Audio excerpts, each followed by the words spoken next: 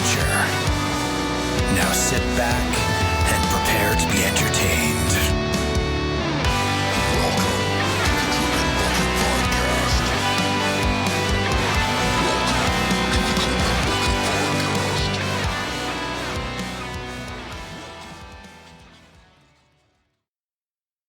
Weird without a guest. I have great timing. Yeah, apparently you're introducing this one. Yeah. Hi, we're here. We're chaotic. Are you gonna introduce it or what? Sure. I'll shut up long. Welcome back to the Dripping Bucket, as slick and professional as always. Today we are guestless, as you have noticed. And it threw me off so bad that I opened my big mouth immediately before recording started. So we're going to do something a little different today. I am annoyingly and accidentally writing some tragically romantic thing, which is like a side plot in this murder mystery I'm working on. And randomly, you don't blend enough genres as it is. You also needed to do your own murder mystery. Is it fantasy? Murder mystery? Oh yeah, it's still fantasy. Yeah, okay. It's not going to be normal. And I thought, because I have no fucking clue how to write either a tragedy or a romantic anything, the best person to teach me how to do this would be Krystle Matar, who invented the entire genre. Yeah, we'll go with that. I definitely invented it. No one ever wrote romance before me. Please don't sue me. All of the really good people have been doing it longer than I have. Okay, so I prepared a bit, I guess. But, okay, so now I'm a little bit more curious about, like, the background of this, because I had no idea you were working on it. You just, like, snuck it into your schedule of, like, 3 or 4 other books that you're currently working on. So, murder mystery and fantasy, I guess it's apart from all of your existing worlds, it's like its own thing? So it's taking place in the world of the Obsidian Path, Blackstone Heart, those books. Okay. It's none of those characters, though. Right, just the same world building. I wrote a short story for Grimdark magazine called The Last War Dog. I remember that one. And it's this sort of like strange bipedal war dog creature demon thing. Sure. And it's hopefully a sort of touching emotional story. But I thought a war dog would make a great detective character because they're so utterly unsuited to the job. They're not. It's a dog. It's smart for a dog, but it's still, there's a lot of the dog characteristics to it.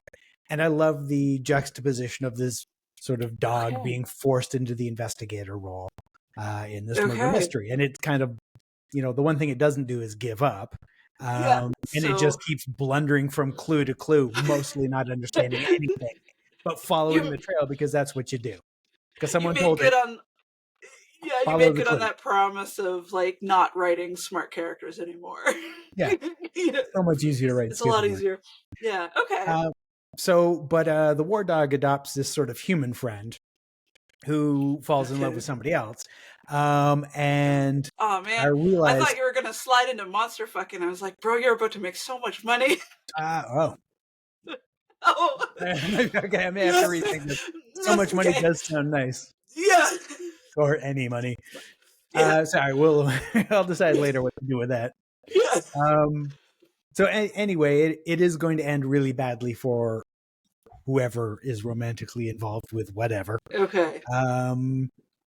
And so I guess the question is, how the fuck does someone write a romantic tragedy or a tragic romantasy or whatever? Yeah, I think romantic tragedy is probably the right label to put on it, because if you call it a romance, it has to have a happily ever after. It's just not a romance then. Yeah. So it's just a contract that exists in that word. But calling it a romantic tragedy, I think, is excellent marketing, because it tells people exactly what to expect. And so it was in thinking about that tragic side that led me, as I as you teased me on Twitter, led me to Hosier. Are you familiar with Greek mythology at all? Yeah, vaguely. So there's the story of Orpheus and Eurydice, and she, I guess she died. He goes to hell to try to save her soul. He goes through all these things. He saves her soul. He's trying to walk out, and something happens. He's not supposed to look at her after he saves her, depending on the myth. Something happens, and he turns around and he looks at her, and then I guess she goes back to the underworld, and it's over. It's a tragedy. And the reason I'm thinking of this is it led me to this Hosier song, and I'm not being paid, so please don't sue me, Hosier.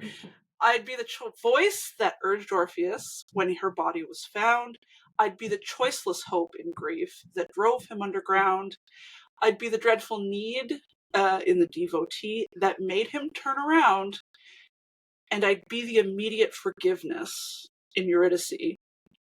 And I think the reason I thought of that for the tragedy is just knowing how it ends, knowing it's not going to be a happy ending. It's like the inverse of a true romance, of knowing that it's going to be okay. And all of that is about tension and promises. And I think the thing that works so good with romance and the flip side of it, tragedy, is the knowing the end is not the point. Because, you know, people go to these, like there's a beautiful musical that is about Orpheus, and they go over and over and over again, and they still gasp when he turns around. Even though they know, they've seen this play before, they know he's going to do it, but it still hurts. Because there's just this incredible balance of tension and hope and love and doom where you almost convince yourself this time it's going to be different. This time they change the end of the play and they're going to live happily ever after. But they don't. And I think romance gets a bad rap for people knowing the end. And it's like, if I already know the end, why would I go read the book? But it's finding out how it happens that is the lure. And I think with a tragedy, you're going to want to do the same thing where I think it would be a mistake for the story to look like a romance and then for you to pull the rug out from under the characters and go, haha, I tricked you at the last minute. It's actually a tragedy. Because you haven't made the right promises in that. See, I think what you need to do is promise that it's going to go badly. I see this so differently. And I think maybe it's my sort of entirely ignorant approach to storytelling is I see the, you know, dropping a pillowcase over the reader's head and beating them with a bat and then yanking the carpet out from under them as that's my job. But you know, my contract is a little different. I agree in that where the pillowcase comes from, the surprise, that's your job. But it seems to me that expectations and satisfaction have as much to do with overall enjoyment as the surprise. So if they're expecting, it's why, like, you know, sometimes a twist in a story is like, what? Where did that come from? I fucking hate that. That doesn't make any sense. And if I'm translating that to like storyteller speak, what I'm hearing viewers and readers say is there's nothing that supported that piece of information, and it feels like a cheap trick, and I'm annoyed that I've been you know, I my expectations, it's not the subversion, it's the cheapness of it. It feels like it's artificial. And I think that's where a lot of strength can come in a story where you know that feeling where you know things are going to go bad. You know it's doomed, and it's going well right now, so you don't really know what's going to happen. And you're just like, oh, maybe I'm wrong. Maybe it's going to be okay. Maybe they're going to find XYZ. And then the rug falls out. And that moment of, I was right, is equally as satisfying as the surprise. And I think that's where romance fills a very particular set of expectations. And so the flip of it, the tragedy as well, where you're like, man, I do not trust this. I do not like it. This is a Fletcher novel. These people are too happy. But you've been secretly building the promise already that it's going to go badly. And then when the rug does fall out from under them, like, it's still a good thing to totally surprise people, but the thing about romance arcs specifically is those rugs, we know they're coming, and the anticipation of it is as much fun as the flip. Yeah, okay, that makes sense. And I can't see this. No one's going to read this and think, oh yeah, it's a romance novel. Yeah. Because it's so just, it's not. You know, it's primarily was a murder mystery, depending on sort of how things go. And the sort of tragic romance is a bit of a side story. But it's one that sort of I realized has a lot of potential. Yeah. And so I guess what you need to ask yourself is what is that love story trying to say in the context of the murder mystery? Like, what needs are being fulfilled by that tension, like, other than the obvious physical needs, where how does it feed itself into the overall plot, but also how does it kind of flip the plot, like, because the subplots are hard to balance, because if it's more interesting than the main plot, you're like, fuck, I should have just written the book about this. So you want it to feed into, like, the overall messaging of the murder mystery. So, like, romance and murder mystery are a little bit tricky to put together. But I think if they make, like, a braid, sort of, then you get this braided messaging of, I guess it's pretty hopeless, isn't it? If it's a tragedy, if it doesn't go well for them. Yeah, I'm thinking about it. So there's the romance angle can't happen without the main plot, so I'm not too worried about it stealing the show. The tragedy, I can see how that's going to be sort of foreshadowed. You're going to see it coming to some degree, a sense of impending just doom, because everything is so fucking ugly, because of the other shit going on. Yeah. Although, like, I would say give yourself more credit, because you pulled that off pretty well in Norska Groans with Kat and, I forget his name. It's been so long. What was the name of the detective that? Gennady, I think, is how it's pronounced. No, it's not. It's not Clayton's character, because you had Kat and that's right. The other cop. Yeah. Spoiler: it didn't go well, and I was so mad. But also, you did a good job in that book of setting the terms through it, that what is happening is romantic, but that is not Kat's story, and it is not going to end well, because nothing we're touching these stupid fucking stones ends well, period.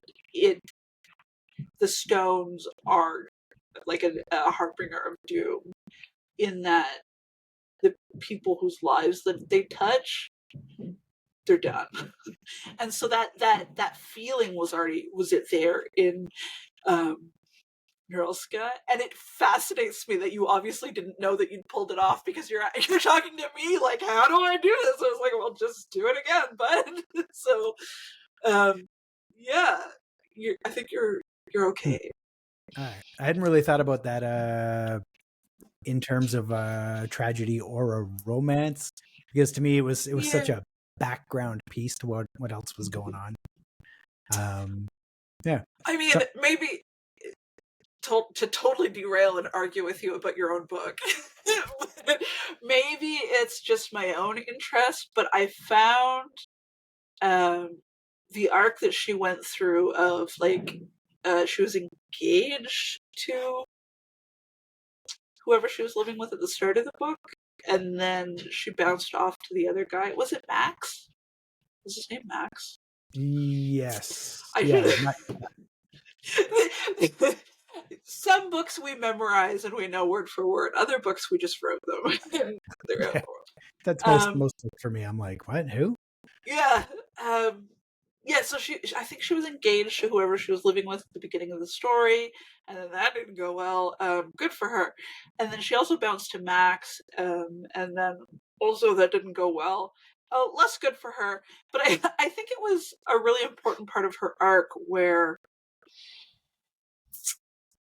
such a large part of her personality was her dependence on other people to perceive her. So she needed external people to tell her who she was. And the stones altered that and made her like self-realizing and self-actualizing in a bad way, but also in an important way. Like, it was a really interesting conversation about identity. And I think what you did, apparently totally by accident, was just this brilliant conversation about who we are in relation to other people, and how sometimes that relation to other people can impede upon our own journey. So like I'm like explaining your own book to you now, which well, I think we all see our own books one way. Yeah. And everyone who reads them sees something else. And that's I think, part of what I love about it. Yeah, it's like, no one's wrong. It's just it's probably like my baggage that I brought to the situation, because I could relate to her at the beginning really well, because, you know, I've been through relationships that weren't great, and I didn't murder anybody, but I can see where she was coming from. So yeah, it's an interesting totally off topic tangent about, you know, the interpretation of art. So anyway, back to what you wanted to talk about. All right, so what would be, I guess, like your main piece of advice, suggestion, whatever you want to call it, for capturing the tragic element? The tragic element, I think it has to be the impending sense of doom. And I think the thing that makes romance and tragedy siblings is the inevitability of the end. And you have to hope that things are going to get better in order to be destroyed by the end, because so it's like both. Like, you have to know it's going to go bad, but also you have to want it to not go bad. Like, you know, I'm sure if most people hear romantic tragedy, they think of Romeo and Juliet, where they both die. Spoiler alert. I think I'm allowed to spoil several 100-year-old literature. But you still go into that play thinking, God, these kids, like, if only somebody could have heard them and seen them and let them be stupid kids in love, maybe they wouldn't have both died. And I think you want that same thing where, like, if only one perfect thing could have been changed, these two people could have been happy, and I would have loved to see that. But this end was inevitable for them because they're too doomed to turn this around. One of them is too flawed and too in love, and they'll look back, and the other is kind of doomed to have to forgive and or die. Okay. And let's call this sort of like the last thought question. Okay. What do you think about a tragedy ending on, let's call it a hopeful rather than a happy note?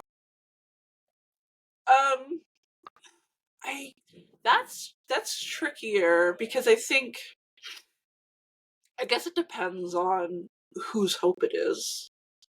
If it's the dog or if it's one of the human characters whose romance has been destroyed. So what are you thinking as far as the hope, or are you just not sure yet?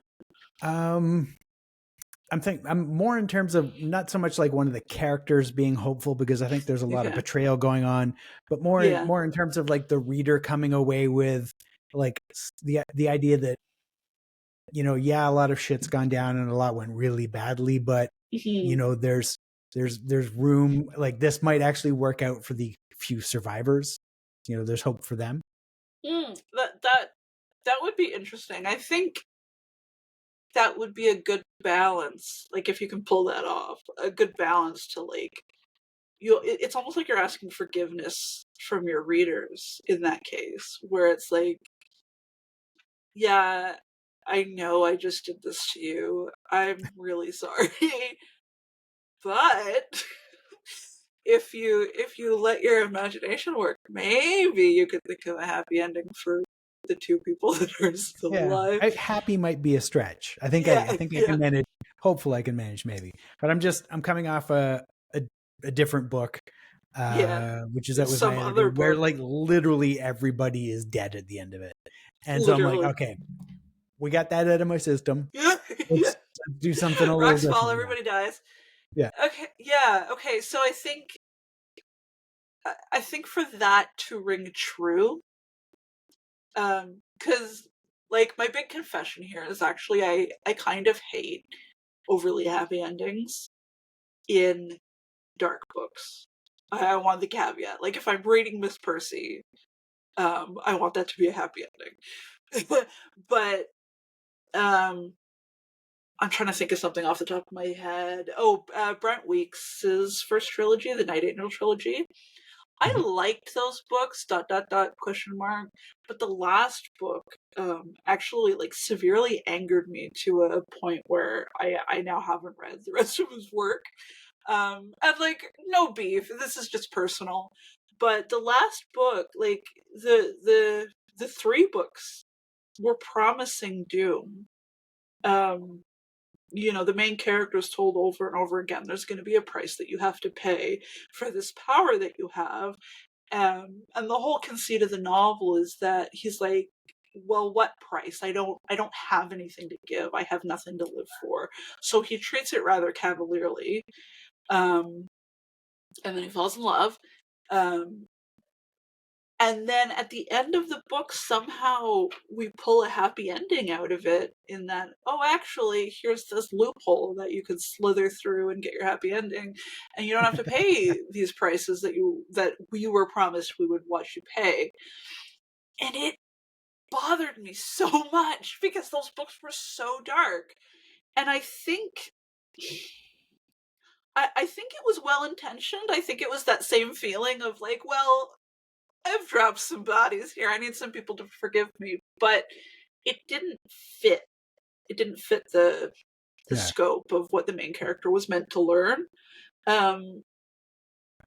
So I don't see myself going that route. Oh yeah, no, I know. A like but this is like an over the top. People have been betrayed and learned their lesson, and new alliances have been formed, kind of thing, out of the ashes of murder and betrayal. And so you know, I do acknowledge that that's like an over the top illustration of what I'm trying to say, but it's like I think for me to have been invested in that happy ending, and then for me to invest in the happy ending that you're talking about, there has to be a thread built of something that's important that has been learned. And so because basically like the moment of learning was kind of undone by this brand new happy ending.